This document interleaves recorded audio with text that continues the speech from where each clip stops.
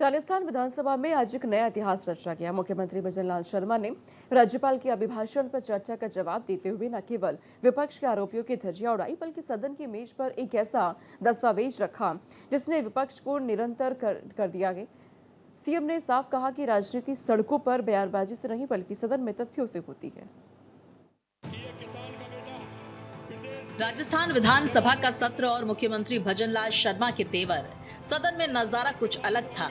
मुख्यमंत्री केवल जवाब देने नहीं आए थे, बल्कि वो राजस्थान के विकास का वो तुलनात्मक रिपोर्ट कार्ड लेकर आए थे जो इससे पहले कभी सदन के पटल पर नहीं देखा गया। मुख्यमंत्री ने साफ कर दिया कि उनकी सरकार अल्बर्ट हॉल या सड़कों पर होने वाली बयानबाजी से नहीं डरती।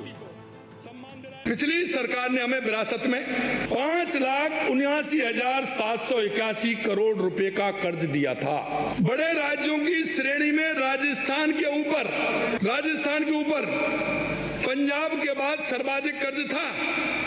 अध्यक्ष महोदय, कानून व्यवस्था बिगड़ी हुई थी, अर्थव्यवस्था खस्ताहाल थी, लेकिन हम निराश होकर नहीं बैठे। हमने काम करने का रास्ता चुना। पिछले 2 वर्षों में हमारी सरकार ने अर्थव्यवस्था को न केवल स्थिरता दी, बल्कि उसे गति और दिशा भी दी है। सदन के इतिहास में पहली बार मुख्यमंत्री ने एक ऐसा दस्तावेज पेश किया जिसने विपक्ष की बोलती बंद कर दी।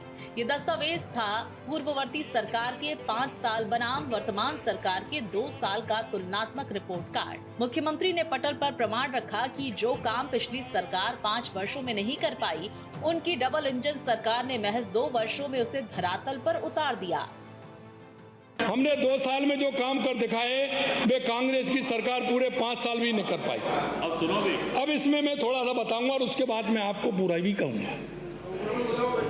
नवीन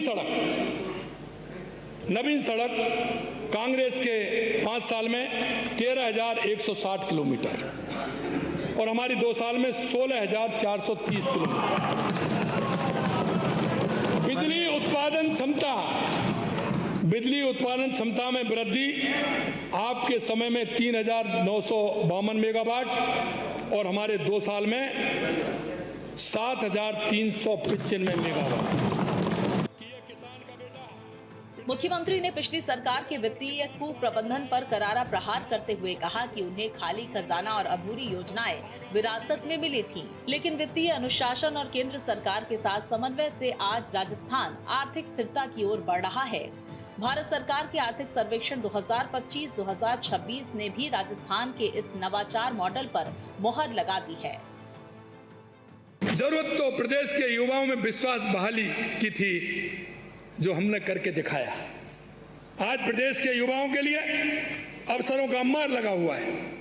अब तक 1 लाख से अधिक पदों पर नियुक्तियां दी जा चुकी हैं और 1,53,000 से अधिक पदों पर भर्ती प्रक्रियाधीन चल रही है। और हाल ही में हमने युवा दिवस पर 1 लाख सरकारी पदों पर भर्तियों का कैलेंडर भी हमने जारी किया। साथ ही पिछले 2 साल में निजी क्षेत्र में भी युवाओं के लिए 2 लाख से अधिक रोजगार के अवसर सृजित हुए हैं। हमने उम्मीदों को फिर से पंख दिए हैं। आज मेहनती युवाओं का सपना साकार हो रहा है। किसानों और जल संसाधनों पर बात करते हुए सीएम ने राम जल सेतु परियोजना और यमुना जल समझौते का जिक्र किया। उन्होंने बताया कि कैसे सिंचाई सुविधाओं का दायरा पिछली सरकार की तुलना में कई गुना बढ़ गया है। वहीं कानून व्यवस्था पर एनसीआरबी के आंकड़ों का हवाला देकर उन्होंने साबित किया कि राजस्थान में अब अपराधियों के लिए कोई जगह नहीं है। जो हर बात पर फड़फड़ाते बहुत हैं, सफर में वही लड़खड़ाते बहुत हैं। हवा में हमने जिन परिंदों को देखा है, वे उड़ते कम और फड़फड़ाते बहुत हैं। माननीय अध्यक्ष जी, आपको आश्वस्त करना चाहता हूं कि यह किसान का बेटा प्रदेश के जवान और किसान को आगे बढ़ाएगा, मातृशक्ति को सम्मान दिलाएगा। हम आगामी 3 वर्षों में विकास की गति को और रफ्तार देकर राजस्थान को देश में अग्रणी राज्य बनाएंगे। अंत में मुख्यमंत्री ने राइजिंग राजस्थान और औद्योगिक नीतियों के जरिए प्रदेश को एक ग्लोबल इन्वेस्टमेंट हब बनाने का संकल्प दोहराया। उन्होंने स्पष्ट संदेश दिया कि आने वाले वर्षों में सरकार हर साल अपना रिपोर्ट कार्ड जनता के सामने रखेगी, क्योंकि उनकी राजनीति का आधार केवल प्रदर्शन है।